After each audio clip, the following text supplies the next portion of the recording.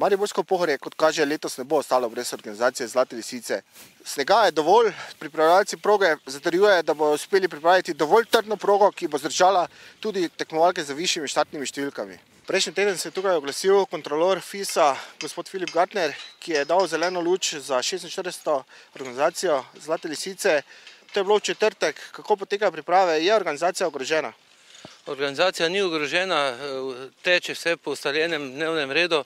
Mi se sproti dogovarjamo oziroma nekako sproti tudi gledamo na vremensko napoved. Dela tečejo po planu, tako da v bistvu zdaj nekih težav ne vidim.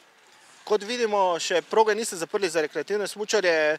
Bilo je napovedano, da bo v ponedeljek kot trikotne jase že zaprta proga, tukaj so še zmeraj rekreativni smučarji. Kdaj se bo to zgodilo?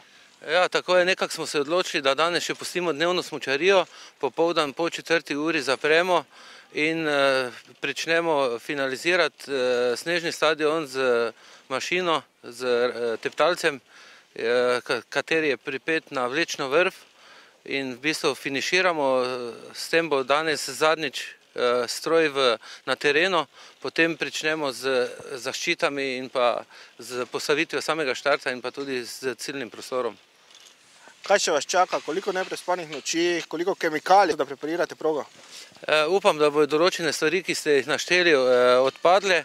Mi pričakujemo zdaj malo hladnejše vreme.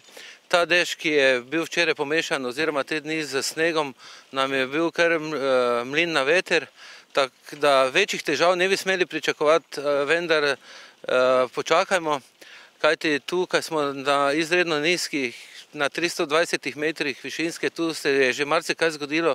Upam in srčno želim, da temu letos tako ne bo.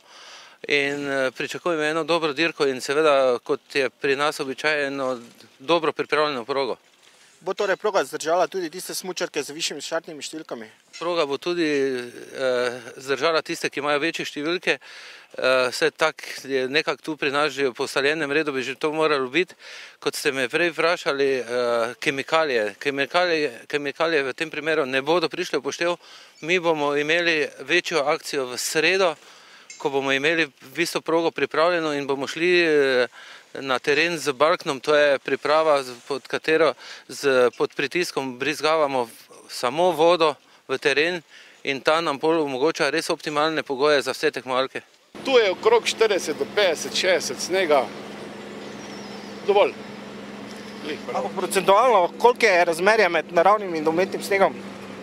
Večinoma je narejenega snega. Naravnega je zelo malo padlo, koliko je 10-15 je naravnega padlo, ni več. In koliko takšnih strojev pomaga pri ustvarjanju proge za Zlate lisica? Trenutno na slalomu samo jaz, eden. Pol jutri, ko bo sedel obeden slalom, smo 3. Po potrebi.